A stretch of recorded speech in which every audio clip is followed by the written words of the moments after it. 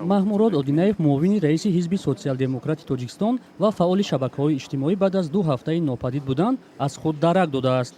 раҳматулло зоиров раиси ҳизби социал-демократи тоҷикистон рӯзи 4 декабр дар як нишасти матбуотӣ дар душанбе гуфт ӯ дар озодӣ аст ва захми пойҳояшро табобат мекунад.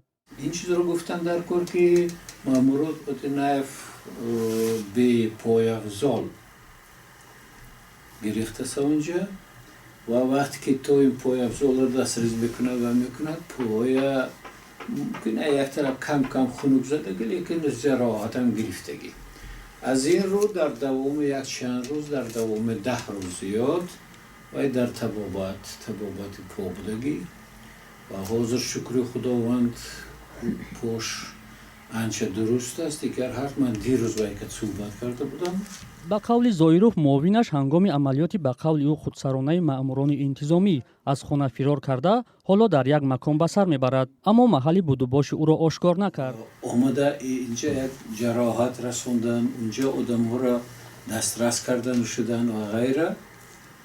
лекин барои чи ин нисбати маҳмурод одинаев гузаронда шуд ёки дигар барои ман фаҳмо нест. барои чи агар фаҳмо мешуд ки ин фақат нисбати одамҳое ки мисол нав ба хидмати ҳарбӣ даъват карда шуданд ёки нисбати одамҳое ки мисол вайҳо хизмат кардан намехоҳанд, онҳо барои мисол дастрас кардан мешуд, ин дигар масъала.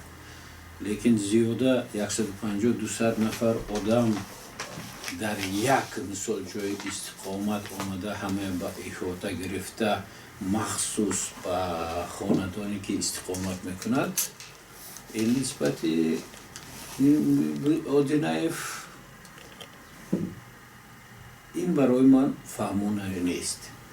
лекин бо як масъалаҳо пайдо шудааст ки мегӯянд ки ҳозир мегӯянд ки ин мисоли вай набуд, нисбати аскарбачаҳо буд, ин дигар буд, лекин масъала ин тавр нест.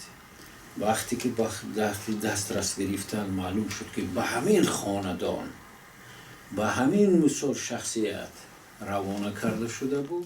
мақомот ҳеҷ вақт дар бораи амалиёти боздошти маҳмурод одинаев ва ё иҳотаи хонаи ӯ чизе нагуфта буданд.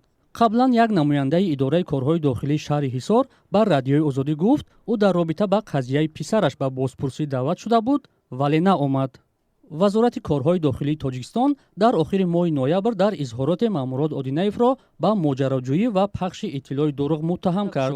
маъмурод одинаев баъд аз нашри дархости гирдиҳамоӣ дар назди ҳайкали исмоили сомонии душанбе 2 ҳафта пеш нопадид шуда буд. 2 рӯз қабл дар вазорати корҳои дохилии тоҷикистон гуфтанд расман ӯро ҷустуҷӯ надоранд, чун барои ёфтанаш касе муроҷиат накардааст.